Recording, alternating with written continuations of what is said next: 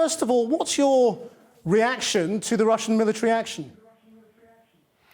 Well, obviously, we think that there should be no military solution to the Syrian crisis. What Assad has done is wrong, and I think any military solution at this stage is wrong. So what we need to do is work through the UN, and I think there are a whole bunch of people right now during the UN week in New York who should be dealing with this. I don't think this is the right way forward. Well, they should have been dealing with it for years, shouldn't they? They haven't achieved very much, and that's what Putin is addressing. I mean, how does this military intervention change Europe's position, do you think?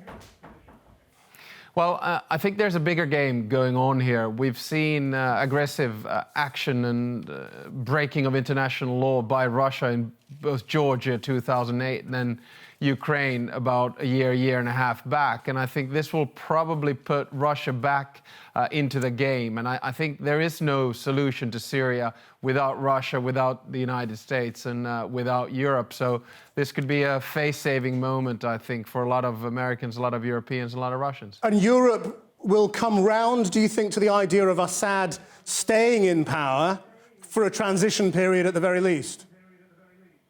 Well, I think that remains to be seen. I think he'll probably be put forward for war crimes in The Hague, but they're taking it in the negotiations, I think, one step at a time. And a good thing is, or good news is, that people are starting to talk a little bit more. So this could be a way out. And to be quite honest, the Syria crisis is actually also linked, obviously, to the huge refugee crisis that we have in Europe right now. So everything is linked to everything. Well, indeed, it will almost certainly increase the flow of people in the short term, at least, if there is more military action. And Europe seems to really have failed on that over this summer. Well, on the refugee crisis, if that's what you're alluding to, I think this is one of the sort of historic moments of European integration, similar to the one that we saw in the 1950s. Coal and steel came out of it, similar to what we saw at the end of the Cold War. The Maastricht Treaty and European Union came out of it.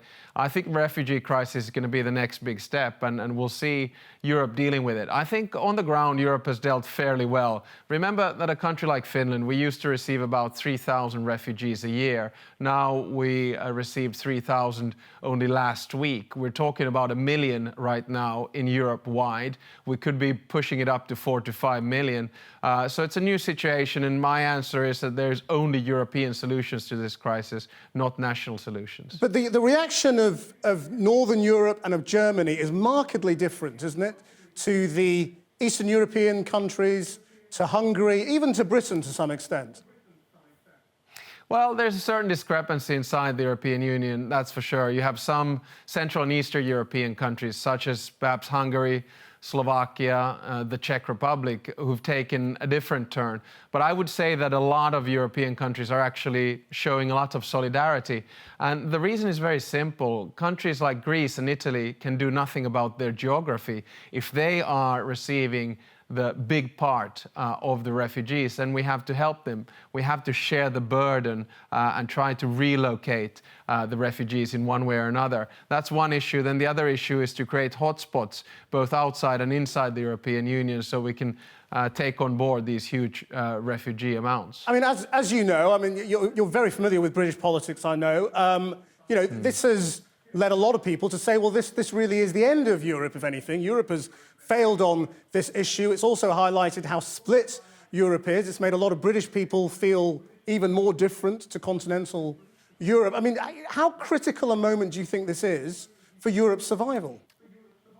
I think this is critical. I think we have three huge issues going on at once. One is the refugee crisis. The other one is the euro crisis, which we're dealing with. And the third one is the security crisis. We started with Syria as an example. I think actually there is only a European solution to this. You must remember the UK obviously is an island. You have dealt with immigration over the years in a different way. You were colonizers who then brought in and probably are one of the most multicultural countries in the world right now.